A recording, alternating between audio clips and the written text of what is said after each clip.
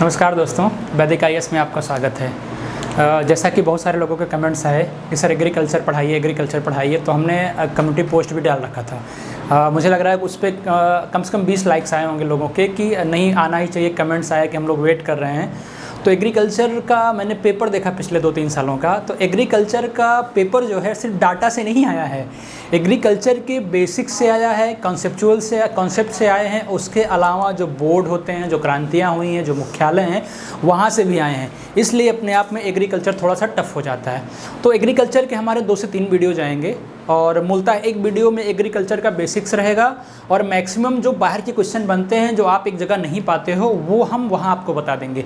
और जो मेरा दूसरा पॉइंट्स आएगा वो चट्टानों और मिट्टियों के माध्यम से फसलों की अवस्थिति को बताना कि उसका उत्पादन और उत्पादकता क्षेत्र में या भंडारण क्षेत्र में कहाँ कौन सा राज्य सर्वोत्तम है या राज्य में कौन सा जिला सर्वोत्तम है। ठीक है, तो इस तरह के हमारे क्लास होंगे।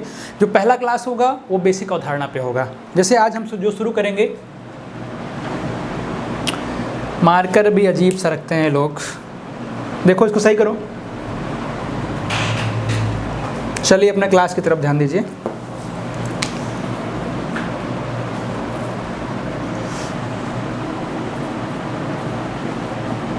कृषि, ठीक है, कृषि या कह सकते हो भारतीय कृषि। पहले इसके बारे में समझ लो फिर बताते हैं। जैसे आपको पता ही होगा कि कृषि जो है भारतीय अर्थव्यवस्था की रीढ़ है। लिखते चलो, कृषि जो है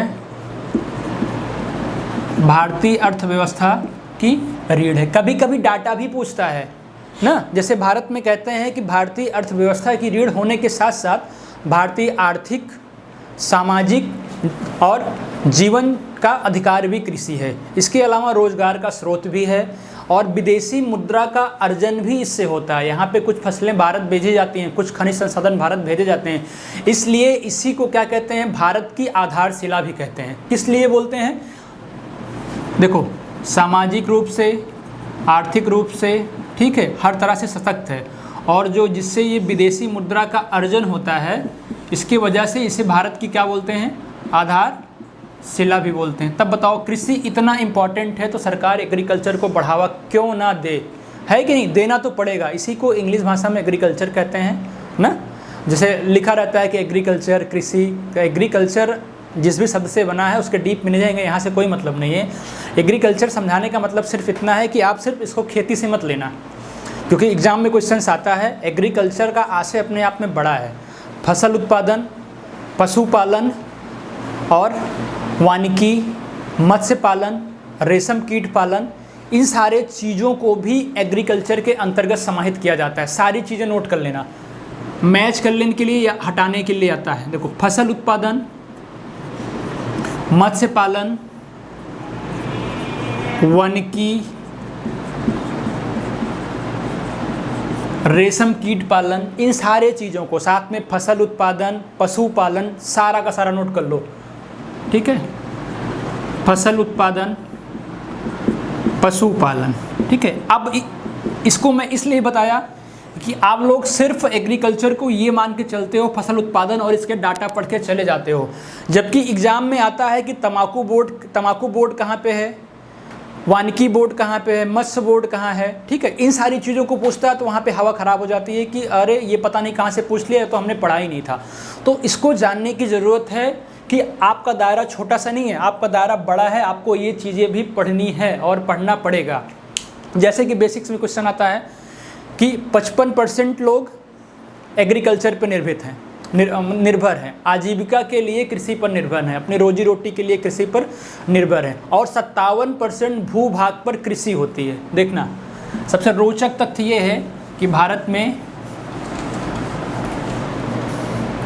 पूरे भारत में 57% भूभाग पर कृषि होती है, लेकिन अगर विश्व की बात करें तो विश्व में मात्र 11% भूभाग पर ही खेती होती है। ये चीज़ याद रखना, विश्व में मात्र 11% भूभाग पर ही खेती होती है, इसको याद रखना। ठीक, अब जो अधिक उपज वाले देश हैं, अधिक उपज वाले जीविका के जो देश हैं, विकासशील देश हैं वो, ठीक है, क्यों? क्योंकि वहाँ पे गहन कृषि होती है, इसलिए वहाँ जनसंख्या ज़्यादा है। ये कॉन्सेप्ट में क्वेश्चंस आया हुआ है जनसंख्या ज़्यादा कहाँ है? विकासशील देशों में। तो ये अधिक उपज वाले भी हैं। इसके साथ साथ यहाँ पे कौन सी खेती होती है? गहन खेती होती है। लेकिन यही विकासशील देश की कोई बात करें तो यहाँ पे मैक्सिमम खेती जो होती है वो क्या होती है? वाणिज्यिक खेती होती है। ठीक है, वाणिज्यिक खेती होती है। इन चीज़ जैसे कनाडा हो गया, USA हो गया, ऑस्ट्रेलिया हो गया, इन सब जगह क्या होती है? वाणिज्यिक खेती होती है। देखो, अब पहली पंचवर्षीय योजना में जिसका लक्ष्य क्या था? भूमि सुधार था। उस समय भारत में कई भू सुधार किए गए, जिसमें 1960 के 70 के दशक में हरित क्रांति सर्वोपरि आती है। आपका क्वेश्चन यहाँ से बनना शुरू हुआ। 1960 से 70 के दशक में एक महत्वपूर्ण सुधारों में हरित क्रांति आता है। ठीक है, जिसका उद्देश्य था कि जो परंपरागत खेती हो रही थी उसको टेक्नोलॉजी के माध्यम से बढ़ावा देना। ठीक है, टेक्नोलॉजी के माध्यम से सिंचाई के साधन और जोत के साधन और बीज अच्छे तरह के इनको उपलब्ध करा के खेती को क्या करना? बढ़ावा देना। अब क्वेश्चन यहीं से बन जाएगा, हरित क्रांति कब आई, किस पंचवर्षीय योजना में शुरू किया गया? दो क्वेश्चन बना। हरित क्रांति का जनक कौन था? यही पूछेगा। हरित क्रांति का शब्द सर्वप्रथम कितने दिया? वैश्विक स्तर पर विलियम गॉड हैं, याद रखना।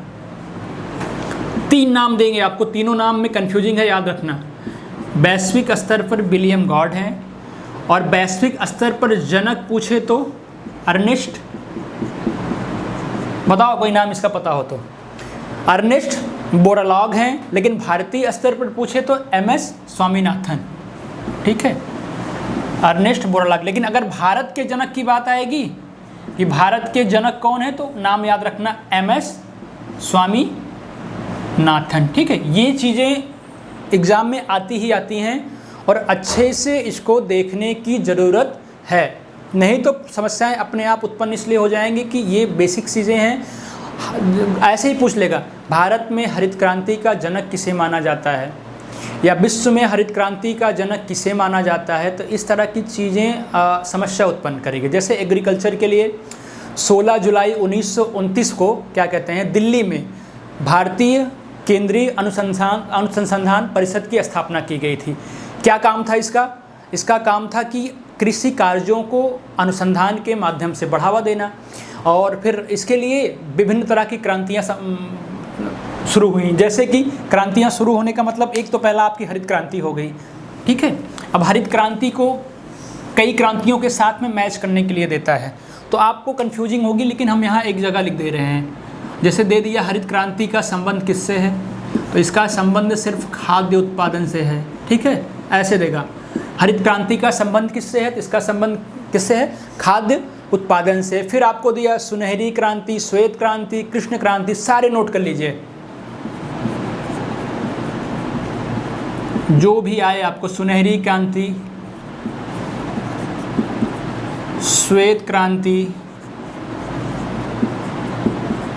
कृष्ण क्रांति, ठीक है, नीली क्रांति, पीली क्रांति, रजत क्रांति, लाल क्रांति, और भी है कोई, गोल क्रांति, ठीक है, और इंद्रधनुष क्रांति। सोचिए, मैंने इतनी क्रांतियों को एक साथ आपको बताया कि डाटा एक जगह मुहैया हो जाए। ठीक है, देखते चलिए। पहला हरित क्रांति खाद्यान्न उत्पादन से था। सुनहरी क्रांति किससे है? फल और सब्जी से है। फल और सब्जी से है। श्वेत क्रांति किससे है? दूध से है। श्वेत क्रांति दूध से हो गया। कृष्ण क्रांति खनिज से है, खनिज तेल से है। नीली क्रांति मत्स्य से है। पीली क्रांति दलहन से है। रजत क्रांति किससे है? इंपॉर्टेंट है, ये किससे है? अंडा से है, अंडा उत्पादन से है। ठीक है। लाल क्रांति किससे है? याद करके जाना। लाल क्रांति मांस और टमाटर दोनों से आती है। कंफ्यूजिंग है, दोनों में कोई भी पूछ सकता है। टमाटर और मांस उत्पादन से है। गोल क्रांति आलू से है। और जो इंद्रधनुष क्रांति है वो कृषि के समग्र विकास के लिए है। गोल हो गया आलू, ठीक है, और इंद्रधनुष क्रांति हो गया कृषि के समग्र विकास के लिए। तो ये महत्वपूर्ण क्रांतियाँ थी जो एग्जाम्स में आते हैं और आप कंफ्यूज होते हो। इसी में दे सकता है अमृत क्रांति। अमृत क्रांति पिछली बार क्वेश्चन में आया था, ये नदी जोड़ो परियोजना से है। लोग कंफ्यूज हो जाएंगे, पानी होने से पता नहीं क्या लिख लें। अमृत क्रांति नदी जोड़ो परियोजना से है। मिली ना महत्वपूर्ण क्रांतियाँ आपको एक जगह। तो इस तरह से नोट्स बना के पढ़ा जाता है। हमारा हमेशा मोटिव यही रहता है कि आप लोग इस तरह से नोट्स बनाएं और पढ़ने का प्रयास करें। अब देखिए इसके बारे में थोड़ा सा आगे लेके चलते हैं आपको। एक तो मार्कर की बड़ी समस्या है। देखिए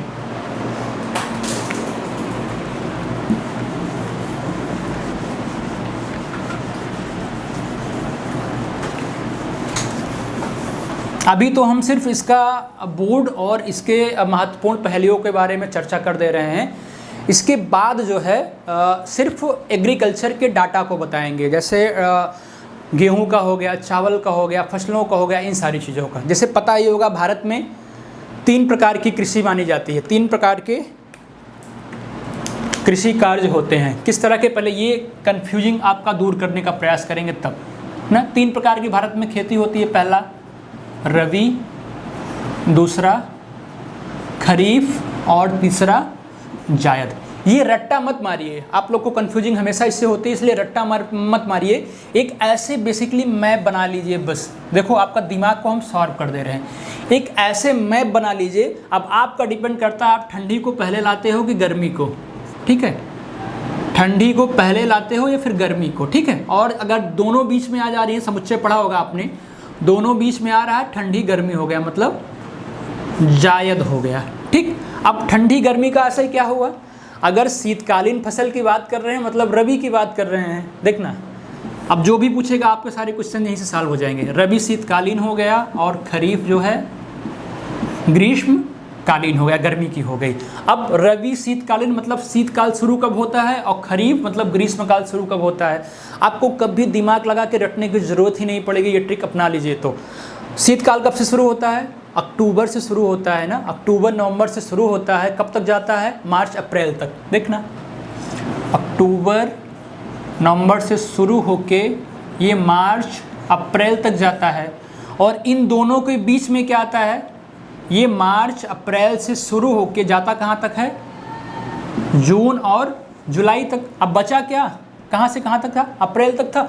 अब वही खरीफ फसल के लिए हो गया शीतकालीन फसल मतलब ग्रीष्मकालीन फसल, ये आ गया जहाँ से ख़त्म हुआ। देखना मार्च अप्रैल से लेके जून जुलाई तक आपका ये हो गया। अब बचा क्या खरीफ के लिए? खरीफ के लिए जून जुलाई बचा, जून जुलाई से लेके अक्टूबर नवंबर तक। यही सर्कल फिर से चल गया, जून जुलाई से लेके अक्टूबर नवंबर तक। अब तो मुझे लग रहा है आप रटोगे नहीं। अब इसकी फसलों के बारे में पूछे तो इसकी फसलों को नीचे मेंशन करके लिख लीजिए। इसमें मूलतः तरबूज, खरबूज, सब्जियां ये सब आता है जो 3-4 महीनों में उगाया जाता है खाने के लिए। और इसमें क्या आता है, इसमें क्या आता है, ये ध्यान देने की बात है। रबी में फसलों का नाम नोट कर लो। गेहूं आता है, जौ आता है, चना आता है, सरसों आता है, आलू आता है, मटर आता है। अब सरसों और मटर को छोड़ दोगे तो जो 2 वर्ड वाले आते हैं वो इसी में मैक्सिमम आ रहे हैं। 2 शब्द वाले मैक्सिमम इसी में आ रहे हैं। गेहूँ, जौ 1 वर्ड वाला हो गया, चना हो गया, आलू हो गया, सब इसमें आ रहा है ना। और खरीफ में सारे नाम बड़े बड़े हैं। खरीफ में चावल 3 वर्ड का हो गया, ज्वार हो गया, बाजरा हो गया, मूंगफली हो गया, ठीक है, कपास हो गया, उड़द हो गया। जो सारे बड़े बड़े वर्ड्स आ रहे हैं 3 नाम वाले, 2 कोई नहीं आया, मैं जितना बताया 3 नाम वाले जो भी आ रहे हैं मूलतः इसमें आ रहे हैं। 2 मैक्सिमम इसमें आ रहे हैं, कुछ अपवाद हैं जैसे मैंने बताया कि आप उनके नाम नोट कर लो। सरसों हो गया, मटर हो गया, इस तरह के, ठीक है। तो अब इससे संबंधित कुछ अनुसंधान संस्थान हैं जो भारत में कहीं कहीं पे हैं और बहुत इंपॉर्टेंट हैं। वो मैप के थ्रू बना के इंगित कर दे रहे हैं। और कुछ बोर्ड हैं वो आप देख लीजिए। बाकी जो मूलतः डाटा हैं वो तो सब लोग रट रहे होंगे। बाकी डाटा का वीडियो हम नेक्स्ट क्लास में आपको प्रोवाइड कराने का प्रयास करेंगे। अब रबी खरीफ जायद मुझे लग रहा है आपको रटने की ज़रूरत नहीं पड़ेगी। देखना नीचे बनाते हैं इसको थोड़ा सा बड़ा, और आप भी कोशिश करना कि मैप में प्लेस के अकॉर्डिंग जो है इंगित करते चले चलना। साइड में हम लिखा के बताते चल रहे हैं। तो शुरुआत यहाँ से करेंगे अनुसंधान संस्थान की जम्मू कश्मीर से। श्रीनगर में एक अनुसंधान संस्थान है, काफ़ी फेमस है, ठीक है। क्या कोई बता सकता है? केंद्रीय उष्ण बागवानी हॉर्टिकल्चर संस्थान, एग्जाम में मैक्सिमम पूछा जाता है। केंद्रीय उष्ण बागवानी हॉर्टिकल्चर अनुसंधान संस्थान, ये हमेशा याद रखना, एग्जाम में बहुत आता है। नीचे आओगे शिमला, शिमला में केंद्रीय आलू संस्थान है। यहाँ पे शिमला है, यहाँ पे क्या है शिमला में केंद्रीय आलू अनुसंधान संस्थान है। यूपी में दो चीज़ें बड़ी इंपॉर्टेंट है यूपी में, एक कानपुर और दूसरा लखनऊ।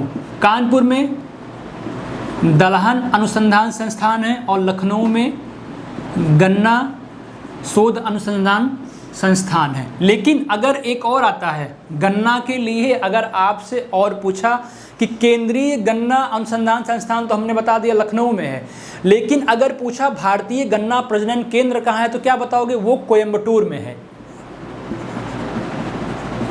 भारतीय गन्ना प्रजनन केंद्र, ये ऐसे फंसाता है, यहाँ में आप अगर रटे नहीं रहोगे, समझे नहीं रहोगे चीज़ों को, तो आप कंफ्यूज हो जाओगे, आपके लिए प्रॉब्लम आ जाएगी। फिर जस्ट बगल में आ जाओ, जालंधर पड़ता है, जालंधर में पशु स्वास्थ्य संस्थान है, ठीक है। इधर आ जाओ, जालंधर पंजाब, ठीक है, पशु अनुसंधान संस्थान है। और भैंस अनुसंधान संस्थान कहाँ है, डेयरी अनुसंधान संस्थान। हरियाणा में दो चीज़ें इंपॉर्टेंट हैं, करनाल में भारतीय डेयरी अनुसंधान हमेशा एग्जाम में आता है, और हिसार में भैंस है। देखना हरियाणा है, हरियाणा की एक हिसार और दूसरा करनाल, करनाल का डेयरी अनुसंधान संस्थान और हिसार का भैंस अनुसंधान संस्थान। अब बचा क्या, और नीचे आओ, यूपी का हो गया, यूपी में गाजियाबाद का याद करके जाना, राष्ट्रीय जैव उर्वरक विकास केंद्र है। यूपी में गाजियाबाद में राष्ट्रीय जैव उर्वरक। अभी पूरे भारत में या भारत में कह सकते हो पाकिस्तान से चल के आए टिड्डियाँ, उनका आक्रमण हुआ, तो हो सकता है क्वेश्चन में पूछ ले कि टिड्डी चेतावनी दल केंद्र कहाँ स्थापना किया गया है, तो ये भी याद रखना। यहाँ पे जोधपुर है, जोधपुर में टिड्डी चेतावनी दल केंद्र की स्थापना की गई है। अब इसके अलावा आनंद में राष्ट्रीय डेयरी विकास बोर्ड है, पुणे में पशु रोग जांच प्रयोगशाला है, और कटक में राष्ट्रीय चावल अनुसंधान केंद्र है, ये जरूर याद रखना। उड़ीसा कटक में केंद्रीय चावल अनुसंधान बोर्ड है, ठीक है। ये हो गए प्रमुख अनुसंधान संस्थान जो एग्जाम में पूछे जाते हैं। और भारत, एक क्वेश्चन हमेशा आता है, हाँ दिमाग में आ ही गया कि पूछ सकता है भारत में कितने कृषि जलवायु क्षेत्र हैं, तो याद रखना भारत में 15 कृषि जलवायु क्षेत्र हैं। अब कुछ इससे संबंधित मुख्यालय और बोर्ड हैं, वो एग्जाम में देख लीजिएगा। उत्तर प्रदेश का अलग पूछता है 20 और भारत का अलग पूछता है। तो भारत में 15 कृषि जलवायु क्षेत्र है, याद रखना, ठीक है। अब कुछ बोर्ड और मुख्यालय हैं जो एग्जाम में पूछ सकता है, ठीक है। बोर्ड और मुख्यालय, जैसे पहला बोर्ड क्या है, पहला बोर्ड है कॉफ़ी बोर्ड। सबको पता होगा कॉफ़ी बोर्ड कहाँ है, कोई बताएगा? कॉफ़ी बोर्ड, कॉफ़ी बोर्ड है बेंगलुरु में, कर्नाटक, ठीक है। रबर बोर्ड कहाँ है, रबर बोर्ड केरल में है, कोयम्बटूर में। रबर बोर्ड केरल के कोयम्बटूर में है। और इसके बाद तीसरा नाम याद रख लेना, चाय बोर्ड कहाँ है, चाय बोर्ड कोलकाता में पड़ता है, और तंबाकू बोर्ड गुंटूर में पड़ता है, ठीक है। चाय और तंबाकू, ठीक है, ये कोलकाता में है और ये कहाँ पे है, गुंटूर में है, ठीक है। और भी 2-4 बोर्ड ये इंपॉर्टेंट है जो इस एग्जाम में आते हैं। बाकी मसाला तो आप कर ला जाओगे, मसाला कोच्चि में पड़ता है। और राष्ट्रीय मांस एवं पोल्ट्री बोर्ड आएगा दिल्ली, याद रखना, मसाला कोच्चि, ठीक है। तो ये एग्रीकल्चर के इम्पॉर्टेंट टॉपिक्स हो गए जहाँ से क्वेश्चंस आते हैं बार बार। अब इसके बाद बचता है फसलों का डाटा कि उसके उत्पादन क्षेत्र में कौन से राज्य प्रथम है और क्या कहते हैं कौन से ज़िले प्रथम हैं प्रदेश में। तो नेक्स्ट वीडियो में हम सारे के सारे डाटा ऐसे बताएंगे, इस तरह से बताएंगे कि आपको रटना ना पड़े। जैसे कि यहाँ की मिट्टियाँ इस तरह की होती हैं, यहाँ पे इस तरह का जलवायु होता है, इसलिए यहाँ पे ये फसलें ज़्यादा पाई जाएगी और यहाँ पे इसका उत्पादन ज़्यादा हो जाएगा। तो मूलतः आपको हम सिर्फ समझाने का प्रयास कर रहे हैं, ना कि रटाने के पे जोर दे रहे हैं। इस तरह से अगर आप नोट्स बनाते होगे, पढ़ते होगे, तो मुझे लग रहा है कि आपका एग्ज़ाम बेहतर से बेहतर होगा। धन्यवाद।